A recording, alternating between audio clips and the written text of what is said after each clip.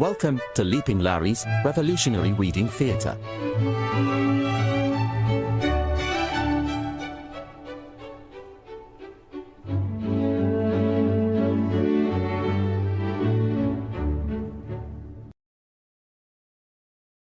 Welcome to the reading theater, everybody. No, we don't do the Sebs I've explained to you before. That's only for the news.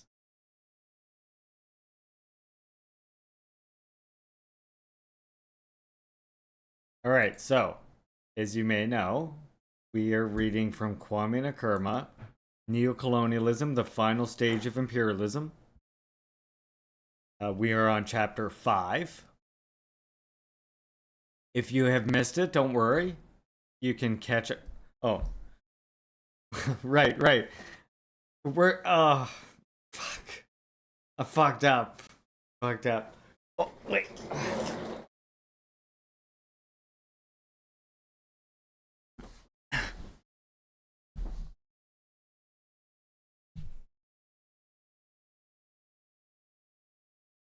Welcome to the Leaping Larry's Reading Theater. Is that better? Am I doing it now? Today on the Reading Theater, we are gonna be reading from Neo-Colonialism by Kwame Nkrumah. If you missed our previous reads, you can come to the video section here of my channel, and you will see I have a section called Live Reads. And there you go. We have read Socialism and Man in Cuba, Kim Jong-il on Fundamentals of Revolutionary Party Building, Neo-Colonialism by Kwame Nkrumah, and all the chapters we've done on that so far, which is, of course, 4, because we're on the 5th one, and that's how numbers work. Oh, I see what you did there, Sebs. I like it. Like, clever comrades. And I also did remember rental replays where I played through all the games that I experienced as a kid up until Dreamcast or whatever. I made a playlist for just that too. There you go. So, without further ado, allow us to continue our read. Chapter 5, Neo-Colonialism by Kwame Nkrumah, 1965. The truth behind the headlines.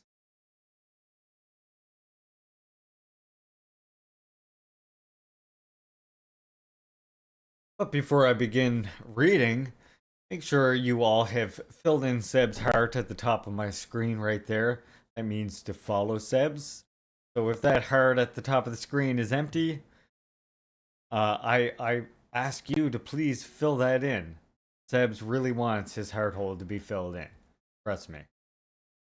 He told me. Really, to understand what goes on in the world today, it is necessary to understand the economic influences and pressures that stand behind the political events. The financial columns of the world's press give, in fact, the news behind the news. Every few days we come upon such newspaper announcements as Morgan Grenfell participates in new French bank, or African banking group, or consortium gains voting power in Hewlett, South African sugar monopoly, or new factoring companies set up in Germany.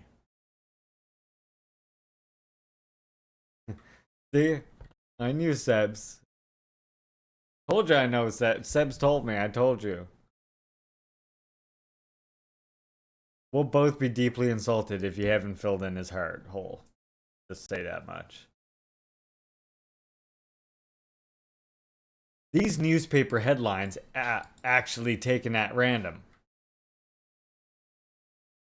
However, when examined even briefly, the facts reveal an attenuated line of connection between powerful financial groups that exert the most decisive pressure upon the happenings of our time. The facts relate to the men and interests directly involved or indirectly connected with the rearrangements that the articles cover. Not that the full facts are ever revealed. On the contrary, they are more often concealed. And it takes knowledge of the careers of the personalities and groups which the articles link to see behind them the inevitable direction of the reported arrangements and their intrinsic meaning in terms of economic and political power.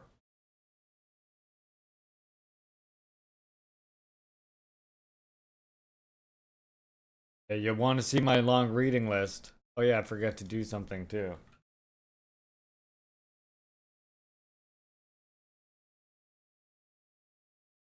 I typed it.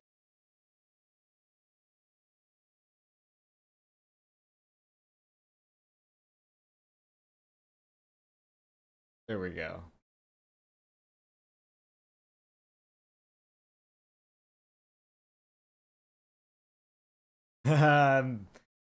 Almost, Meg, almost.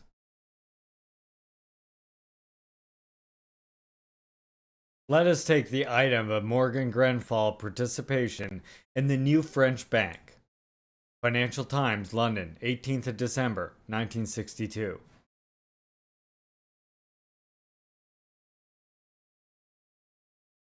Oh yes.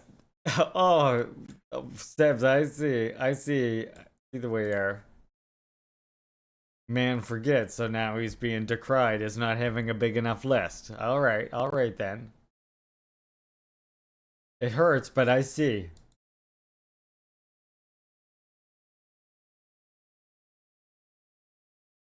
Palo Alto Baharis? Check that one out. Morgan Grenfell and Company acts effectively as the London end of the important American banking house of J.P. Morgan and Company, which in 1956 already owned one-third of the British company. Hey Kay, welcome comrade, hope you're well. Great to see you here. It should not, therefore, surprise us to learn that the new Continental Bank in which Morgan Grenfell is participating is called Morgan AC, more especially since 70% of the capital of 10 million new francs is held by the Morgan Guaranty International Finance Corporation, and 15% by Morgan Grenfell. What about the remaining 15%? This is divided between two Dutch banks, Hope and Company of Amsterdam and Aramis and Zunin of Rotterdam, both of which the Morgan Group has had close association over many years. This association has been drawn even closer by the acquisition in March 1963 of a 14% in both of them by the Morgan Guaranty International Banking Corporation, a subsidiary of Morgan Guaranty Trust. Yes, make sure you all follow K How Do You Say as well. How was this done? Through the purchase of stock in Bankier Champagne, a company that consolidated the activities of two Dutch banks, which nevertheless continued to do business under their own names. This form of 1 in 2 is the accepted formula by which the great combinations attempt to delude the world about their compact formations. Chairman of Morgan AC is Mr. Pierre Méniel, Vice President of the Morgan Guaranty Trust in Paris, whose brother, Mr. Raymond Méniel, is a director of the bank Worms.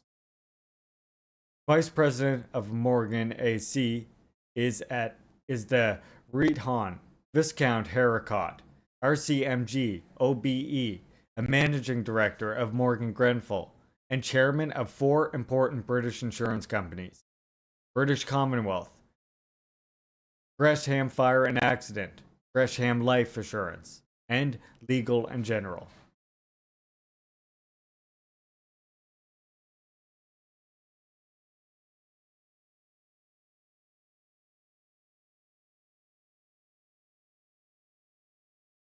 French African banking king move captions an item of rather less than 8 lines in the Financial Times of 26th of July 1963. That was weird. That's a weird typo. French African banking move captions an item of rather less than 8 lines of Financial Times of 26th of July 1963. Yep, bank worms. That is the bank empire built on slave trade. Important context.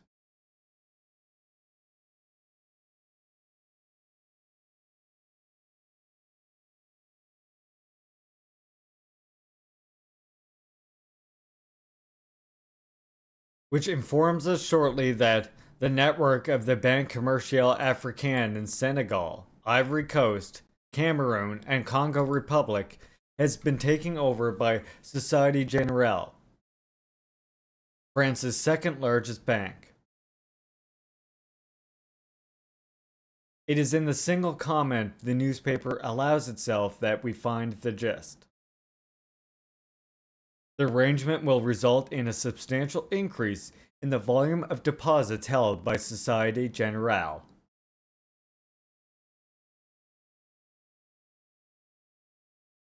Right? Pff, France, dude. The fuck is up with France? Who needs it? I think the world has moved beyond the need for France.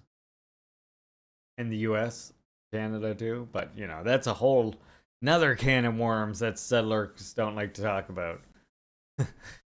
Anyway.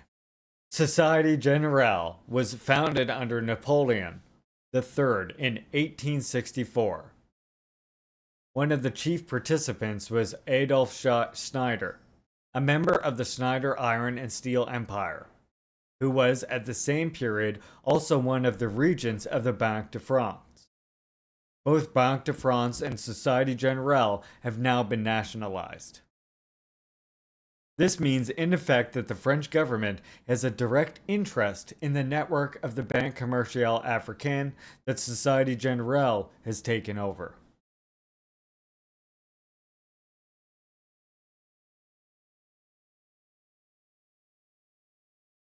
Nationalization does not stand in the way of the closest association with the world's most powerful private banking institutions.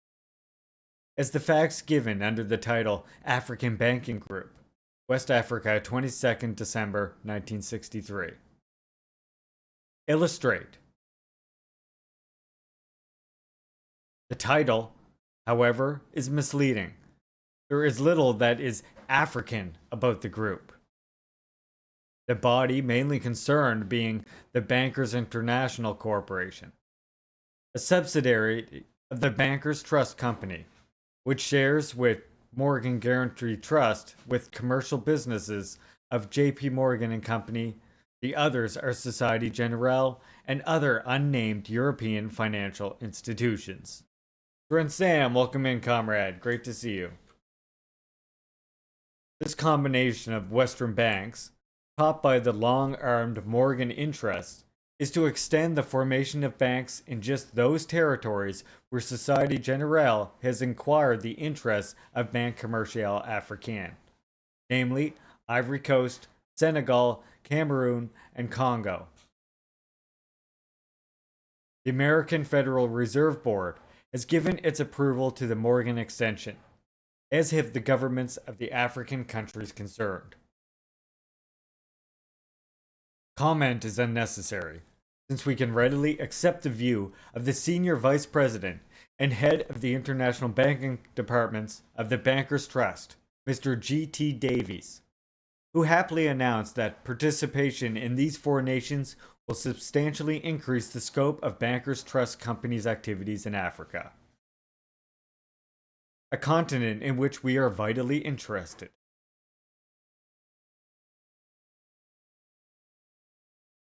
The news item concludes with the information that Bankers International Corporation has equity interests in the Liberian Trading and Development Bank, Credifico, and in the United Bank of Africa, Nigeria.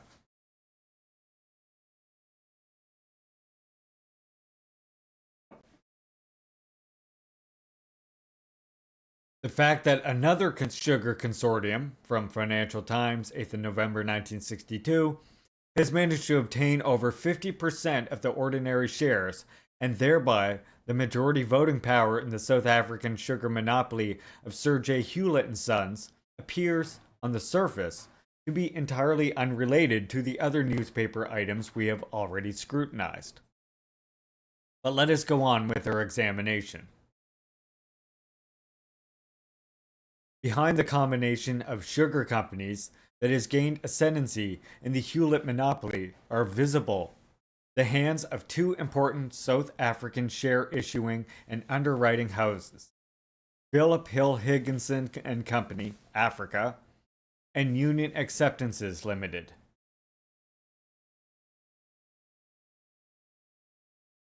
Harold Charles Drayton is the dominating personality in the Philip Hill chain of financial and investment companies based in London. Harry F. Oppenheimer in South Africa is chairman of Union Acceptances.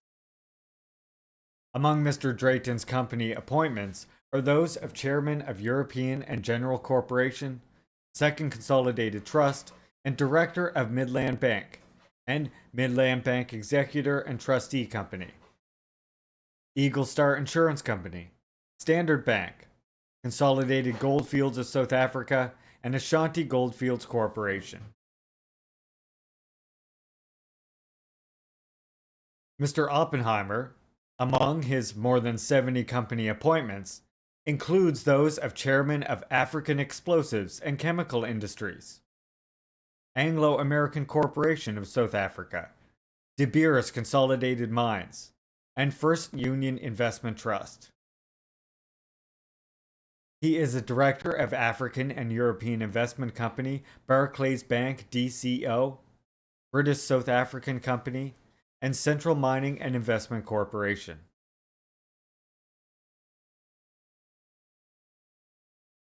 Deputy Chairman of Anglo-American Corporation is Sir K. Acute, who is also director of the British South Africa Company and Standard Bank. Co-director with the Deputy Chairman of Anglo-American Corporation on British South Africa Company is Mr. Robert Annan, who sits beside Mr. Drayton on the board of Consolidated Goldfields. Mr. Annan has also had the distinction of being an extraordinary director of Scottish Amicable Life Assurance Society. Oh yeah, Robin Blind. Merry Kissinger Death Day, comrade. Yeah, Anglo-American Corporation. Pretty cursed ass shit we're reading right now, I know. A colleague of Mr. Drayton's on both the Midland Bank and the banks of Executor and Trust Company is the R.T. Hon Lord Bailew. Lord Bailew, KBE CMG, who happens to be the same time Deputy Chairman of the Central Mining and Investment Corporation, on which Harry F. Oppenheimer is to be found. Lord Bayou sits also on English, Scottish, and Australian Bank.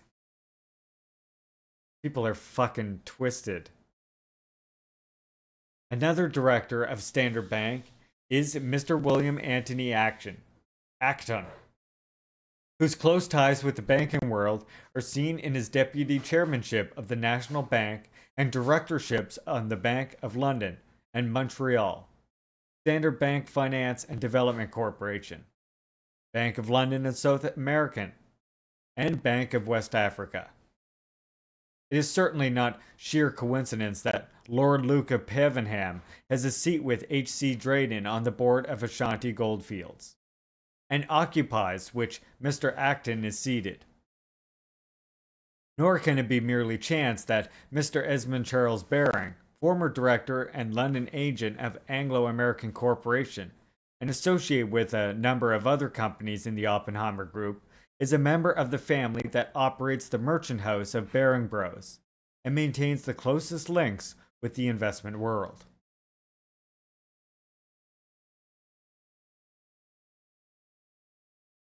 Other important personages who graced the board of the British South Africa Company in 1963 were the late Sir Charles J. Hambro, P.V. Emrys Evans, and Viscount Malvern, P.C., C.H., K.C.M.H. Sir Charles Hambro was the senior director of the Bank of England. He chaired the biggest of the City of London's merchant banks, the £176 million Hambros Bank, and presided over Union Corporation, the South African Mining Finance Group, which embraces numerous of the Anglo-American interests associated with the Harry F. Oppenheimer concerns. Right, Cinnamon?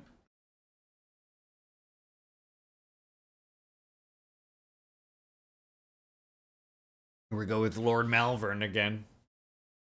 The Standard Bank of South African crops up once more among the directorships of Lord Malvern, which includes Scottish Rhodesia Finance and Merchant Bank of Central Africa.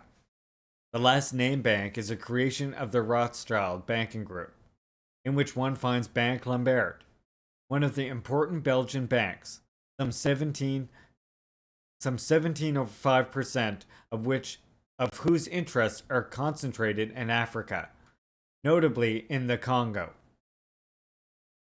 The bank also has an interest in another Rothschild creation, the Five Arrows Security Company, an investment house operating in Canada and under Rockefeller influence. Mr. Paul V. Emrys Evans, Scottish South Africa Company's vice president, is now president of Oppenheimer's expansive Anglo-American Corporation, and upon that of Barclays Bank DCO. A seat on Rio Tinto Zinc Corporation brings Mr. Emery Evans into the company of Lord Ballou, its deputy chairman, and his association with H.C. Drayden.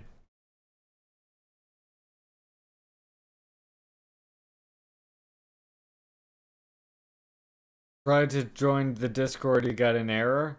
Interesting. I hope this isn't the same Oppenheimer that did the nuclear bomb. Not sure why you would get an error, that seems strange.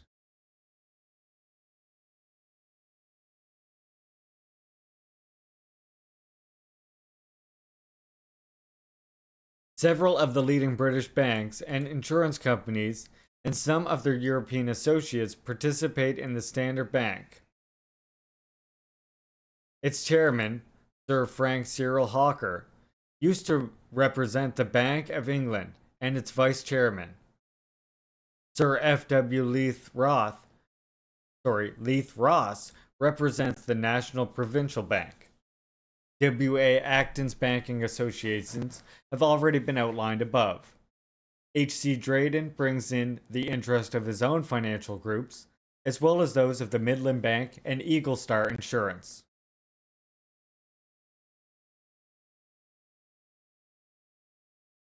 Sir E.L. Hallpatch, a director of Standard Bank of South Africa, who resigned at the July 1963 annual general meeting, is director of Commercial Union Insurance Company. Sir G.S. Harvey Watt is an associate of H.C. Drayden on Eagle Star Insurance and the Midland Bank. He is chairman of the Consolidated Goldfields and a director of the American Zinc, Lead, and Smelting Company of the USA. How new is your Discord profile? Hop in the shower, you're gonna meet mom down at the street for fish tacos and margaritas. Nice, Lennon. Hope you have a good meal with your mom, comrade.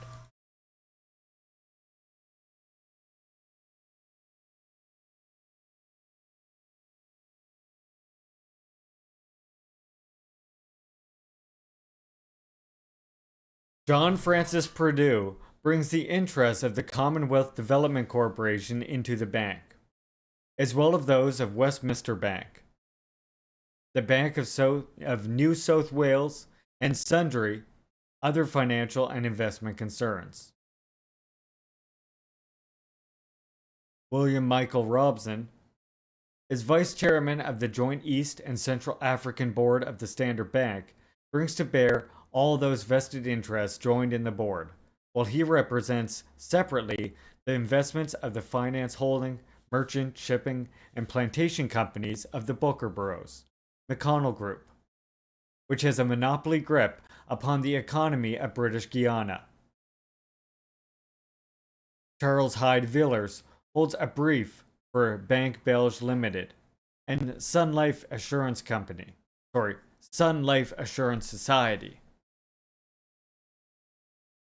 Bank Belge Limited is the London outlet of Banque de la Société Générale de Belgique and controls in its turn, among others, Banque du Congo Belge, Belgian American Banking Corporation, Belgian American Bank and Trust Corporation, Continental American Fund of Baltimore, USA, and Canada Fund Company, Montreal, Canada.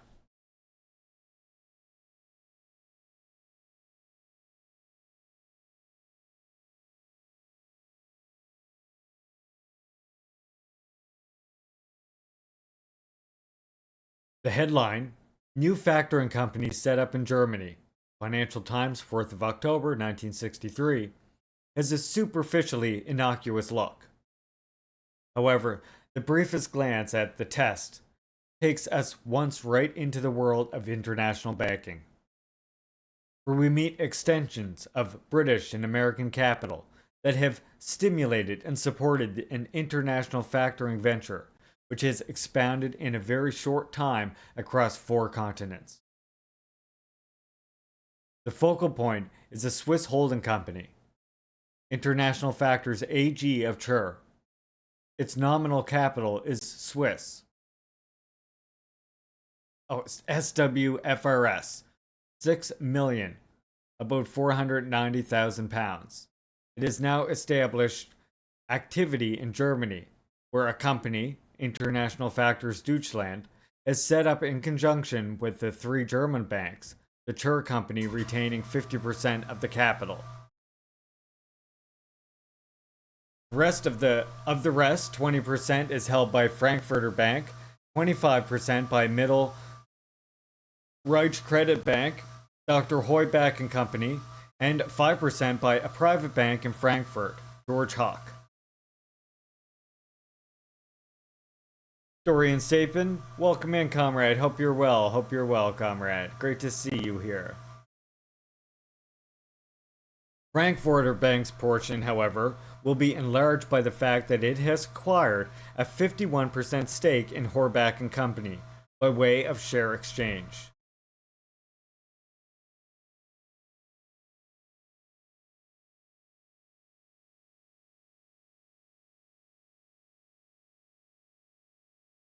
Okay, so that is not related. They're different. The Oppenheimer bomb guy is not related to the Oppenheimer we're reading about here. Thank you for that. Thank you for that context, Cinnamon. My heartbeat slowed now that I know that even.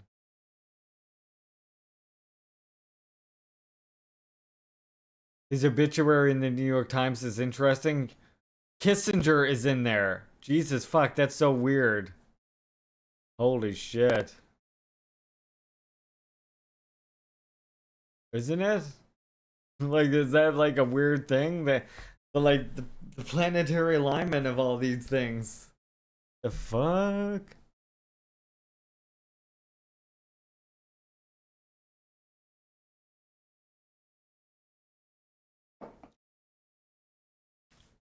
The heavy banking interests behind the international factoring venture, which has affiliates in Switzerland, Australia, South Africa, Israel, and now Germany, are the First National Bank of Boston and M. Samuel and Company of London, a holding company under Samuel influence.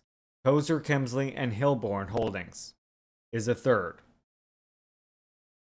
The First National Bank of Boston, once firmly inside the Great Morgan financial empire, has, since 1955, come increasingly under Rockefeller influence, though it still has significant ties with Morgan. It is joined with Chase National Bank, Rockefeller, and the American Overseas Finance Corporation.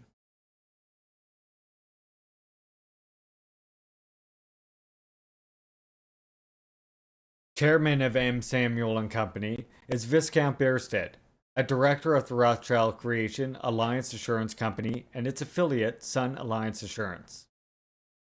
Chairman of both of these insurance companies is Mr. T. D. Barclay, a director of Barclays Bank France, and British Linen Bank, a Barclays Bank affiliate.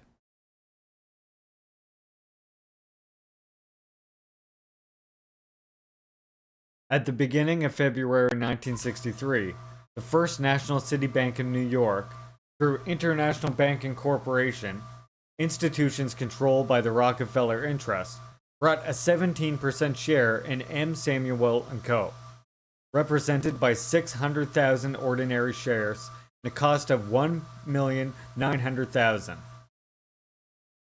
First National City placed the chairman of its executive committee, R.S. Perkins, upon the Samuel board. The shot in the arm injected by the Rockefeller capital has enabled the Samuel banking firm to spread itself into the European market, where it has joined the European Bankers Association, brought together by the important French bank, Banque de Paris et les Pays-Bas. This is a groupement of Déités pour l'analyse Valeurs European, whose purpose is to canalize what is called the institutional investment. The host of M. Samuel has also been placed in charge of managing another common market organization, domiciled in London, New European and General Investment Trust, in which it is associated with Banque Lambert, Banque de Paris, et de la Pays-Bas. I have trouble with that fucking bank name. The prominent German banking host of Sell Oppenheimer NCE, and Dutch bankers Lippenman, Rosenthal and Company, and Credito Italiano of Italy, Banco Uruguayo of Spain, and Union de Banque Suisse in Switzerland. We may appear to have gone at some lengths into the intricacies of the financial and economic interests behind some innocent-looking headlines. Yet, these are in fact the merest directional indications of today's trend of ever-tightening links between a short list of incredibly powerful groups that dominate our lives on a global scale. The take of taking their detailed significance further is the main purpose of this book.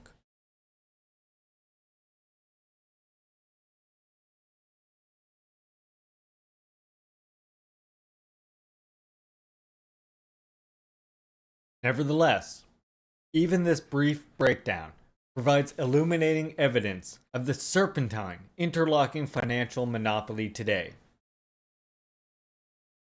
What we observe, above all, is the constant penetration of a few banking and financial institutions into large industrial and commercial undertakings, creating a chain of links that bring them into a connective relationship, making for domination in both national and international economy. The influence exercised by this domination is carried into politics and international affairs, so that the interests of the overriding monopoly groups govern national politics. Their representatives are placed in key positions in government, army, navy, air force, in the diplomatic service, in policy-making bodies, and in international organizations and institutions through which the chosen policies are filtered on the world scene.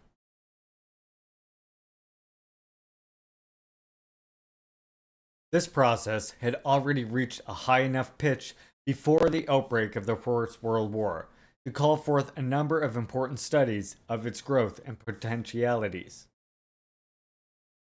Two of these studies, Imperialism by English liberal J.A. Hobson, published in 1902, and Finance Capital by Austrian Marxist Rolf Hiffelding, published in 1910, were used by Lenin as the main basis of his study of imperialism, which he describes as the highest stage of capitalism.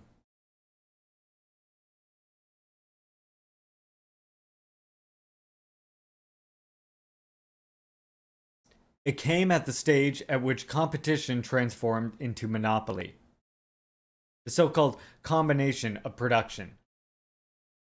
That is to say, the grouping in a single enterprise of different branches of industry. And monopoly itself became dominated by banking and finance capital.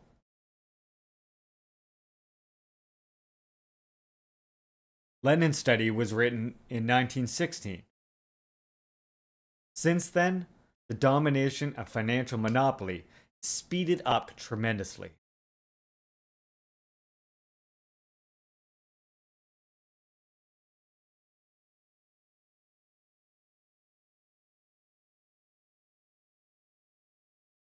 How is it possible that capitalism, rooted in free enterprise and competition, has arrived at a stage where competition is being eroded to the point where pyramidal and monopolies exercise dictatorial rights? Possibility lay in the very fact of free enterprise itself. The spur of competition led to invention on several planes. New machinery was devised to increase output and profit. Factories grew larger. Small units became unprofitable and were either driven out or swallowed up by bigger ones. Rail communication improved distribution, and better ocean transport stimulated overseas trade and the bringing in of foreign raw materials.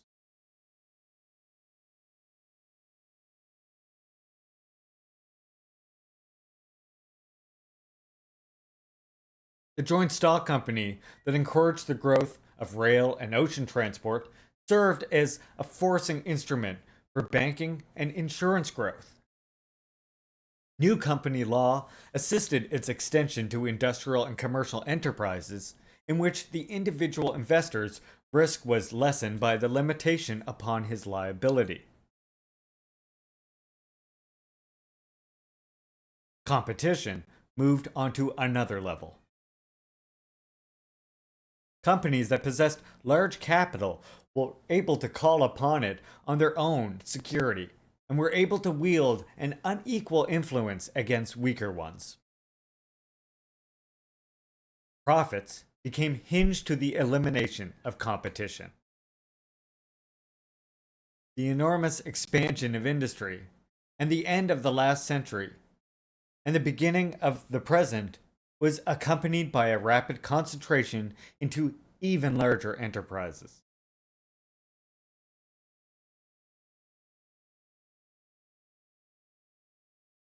Combination of production was established as a cardinal feature of capitalism.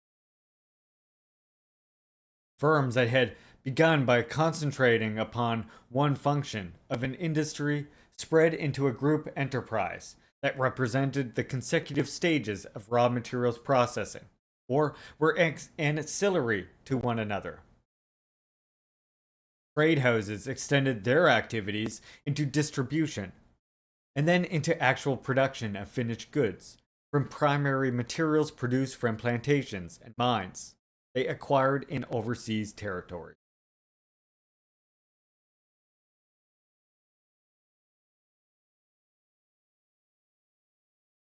Hilferding, in his classic work on the subject, Finance Capital, explains the reasons behind this process. Quote, combination levels out the fluctuations of trade and therefore assures to the combined enterprises a more stable rate of profit. Secondly, combination has the effect of eliminating trade.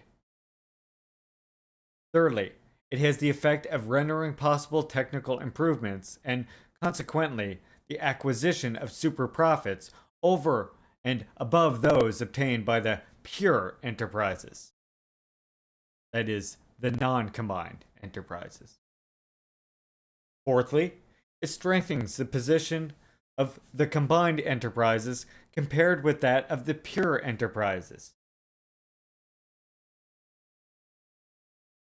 strengthens them in the competitive struggle in periods of serious depression, when the fall in prices of raw materials does not keep pace with the fall in prices of manufactured goods. Quote. As monopoly of industry and commerce extended, the reliance upon banking capital also increased. New methods of production, the division of factories and businesses into departments, research into the possibilities of new materials and fresh ways of employing both old and new ones. All these, while they eventually reinforced monopoly and enlarged profits, called for capital sums that only the banks and their associates in the insurance world were able to provide. Thus, side by side with the process of amalgamation of industrial enterprises went the concentration of banks and their penetration into the large industrial and commercial enterprises to whose capital they heavily contributed.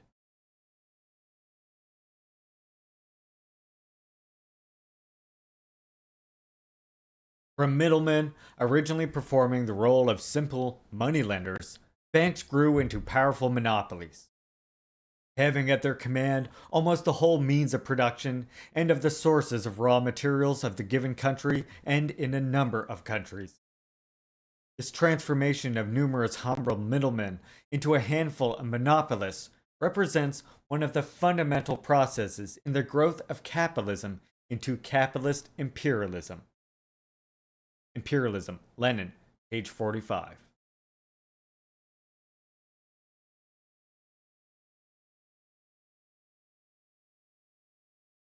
Union was established between the industrialist and the banker, in which the latter dominated. In the USA, for instance, the United States Steel Corporation, which was an amalgamation of several giant steel firms controlling half the steel production of the country, was controlled by J.P. Morgan's banking interests because of the large investments they had in the industry. Before the end of the first decade of the present century, the intervolitions of industry and banking had already taken place to a high degree. Germany, for instance, 6 of the biggest banks were represented by their directors, and a total of some 750 companies engage in the most diverse branches of industry: insurance, transport, heavy industry, shipping, restaurants, theaters, art, publishing, etc. Conversely, there sat on the boards of these 6 banks in 1910 51 of the biggest industrialists, including Krupp, iron and steel magnate, armaments manufacturer, and director of the powerful Hamburg American shipping line.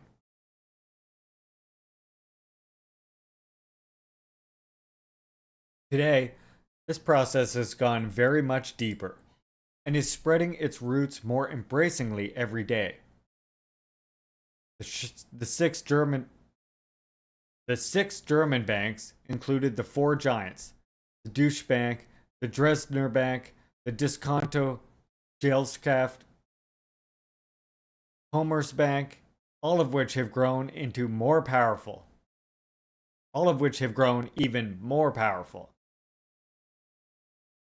Allied with them today, as in 1910, are the big German industrial trusts and cartels: Krupp, AEG Bayer, Baditsch, Anlin, and Soda Fabrik.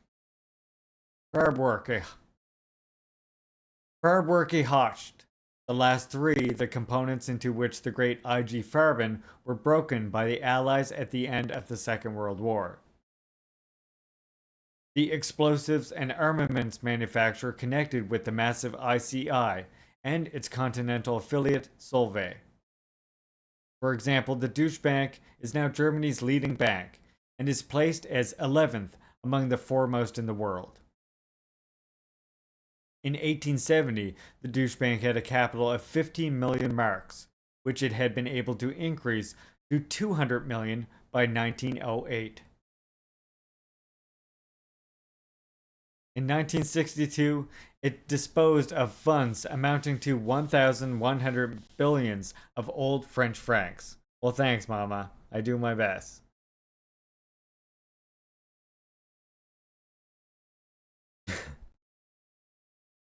The rule of financial oligarchy is maintained through the principal device of the holding company, often established with a purely nominal capital, but controlling direct and indirect subsidiaries and affiliates, utilizing vastly superior finances.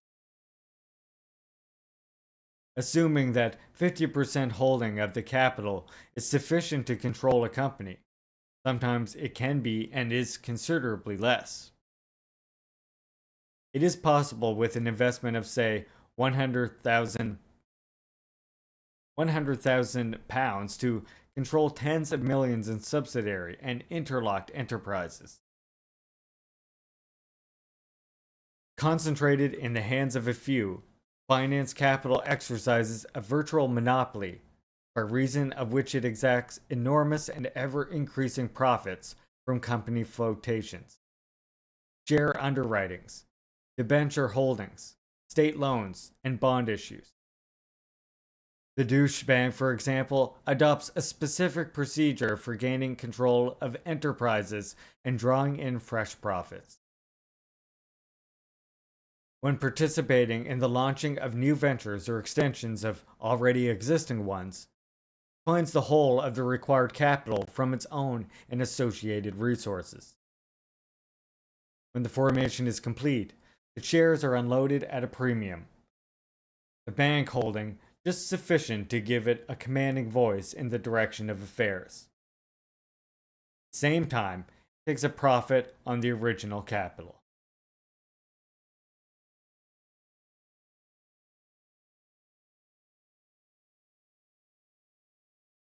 Flotation of foreign loans provides one of the highest yielding fields of monopolist profits. Usually, a borrowing country is lucky if it gets more than 9/10 of a loan sum. Frequently, it is less, particularly if it is a developing country. Liberia's loans are a revealing and classic example of how monopoly finance operates in conjunction with governments to increase its profits.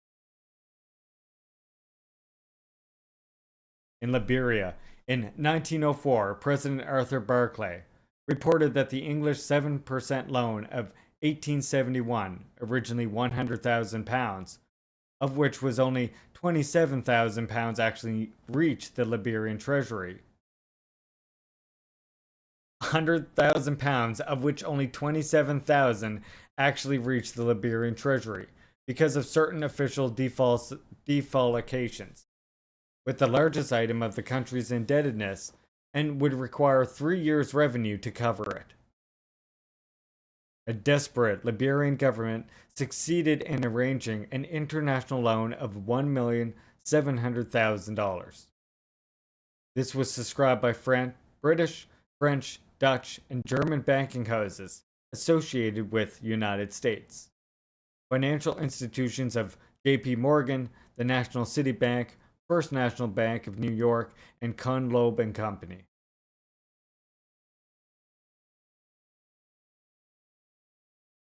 In this instance, the most arbitrary means were used in applying and securing repayment of the loan. An American Receiver General was appointed by the United States and sub-receivers by Britain, France, and Germany, an arrangement which continued until America took full control of Liberia's finances during the First World War. Little actual cash went to the Liberian government, but fancy profits went to the banks and loan issue houses.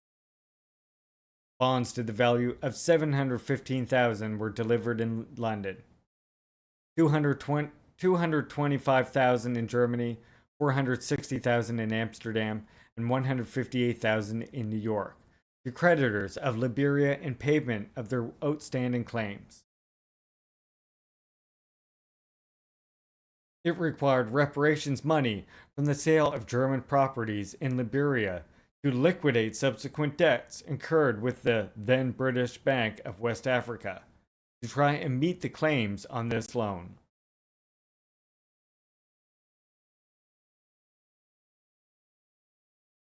It was only after a new loan was negotiated with the Firestone Corporation of America in 1926 that the Liberian government was able to use $1,180,669 nice to pay off the principal and accumulated interest on the 1912 loan, but not nice. The loan offered by Firestone was in the region of $5 million at an interest rate of 7%. But by 1945, still only half of this amount has been subscribed. Firestone's stipulations include the abolition of the Office of Receiver of Customs and its replacement by a financial advisor. It was under pressure of these debts that Liberia was obliged to cede large concessions for rubber planting to Firestone, and later to the Goodrich Rubber Company. See what they did there?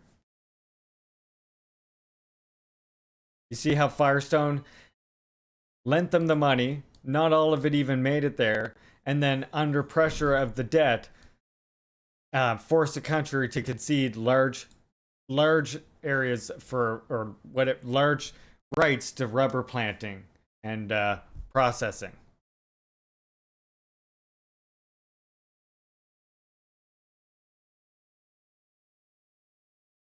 It's like that corporation is acting a little bit like an empire, no?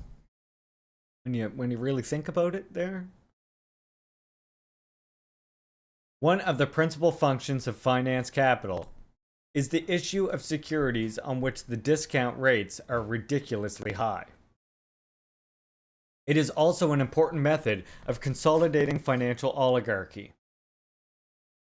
In boom periods, the profits are immense. During periods of depression, the banks acquire holdings by buying up small or failing businesses, or engage in their reorganization at a profit. Money is made by the banks, and the sphere of control is extended. Financial assistance to land speculators is extended. Financial assistance to land speculators is also a means of entrenching control of inflating profits in times of industrial expansion.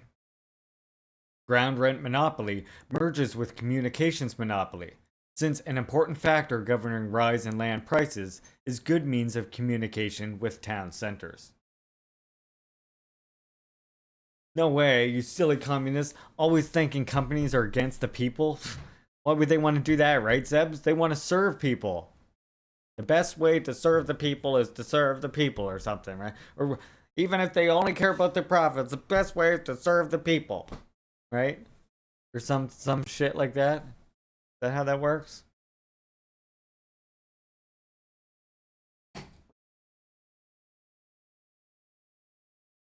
In his book, Monopoly, A Study of British Monopoly Capitalism, published in 1955 by Lawrence and Wishart, Sam Aronovich has shown how the financial resources of British have become concentrated in the hands of a small number of British banks and financial institutions. Between them, the Big Five banks exercise immense power. In 1951, their 147 directors held 1,008 directorships, of which 299, just under a third, were in other financial institutions.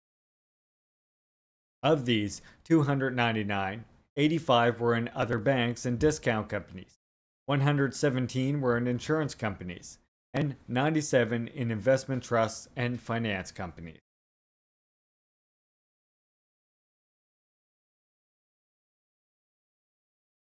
Talk about centralization, wrote Karl Marx in Capital, Volume 3, Chapter 33. Quote, the credit system, which has its center in the so-called national banks and the great moneylenders and usurers about them, is an enormous centralization, and gives to this class of parasites a fabulous power to interfere with actual production in a most dangerous manner. And this gang knows nothing about production and has nothing to do with it. Unquote. Hegemony of the money institutions over industry is assured by the vast reserves built up out of the various ways by which capital is advanced to industry at high profit and drawn from it through holding companies and interlocking directorates. The process emphasizes on the separation of finance capital from industrial capital. When this separation is attained major proportions, and the domination of finance capital has become supreme, the stage of imperialism has been reached. This stage can be said to have been brought to maturity at the end of the century. This part's pretty good. I'm going to read that part again. When this separation has attained major proportions and the domination of finance capital has become supreme, the stage imperialism has been reached. This stage can be said to have been brought to maturity at the end of the century. From free competition, the fundamental characteristic of its early stages, capitalism at its highest stage, is polarized into monopoly, expressed in syndicates, trusts, and cartels, with which the capital of a small number of banks has merged. The trusts and cartels have assumed an international character and divided up the world among themselves. Monopoly extends to the control of raw materials and markets, for the possession of which highly developed capitalism engages in an even more intense struggle.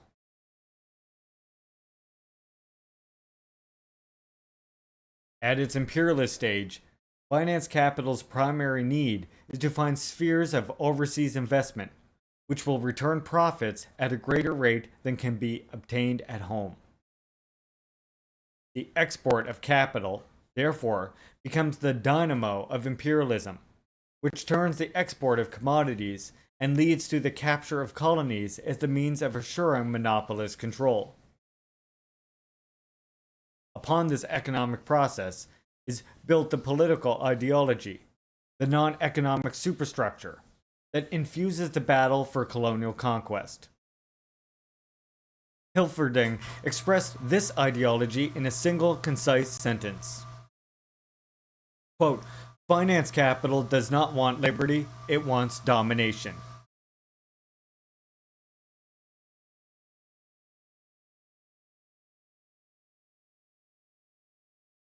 Possession of colonies gives a guarantee to the financial oligarchy of the owning country of the monopoly of actual and potential sources of raw materials and outlets for manufactured goods.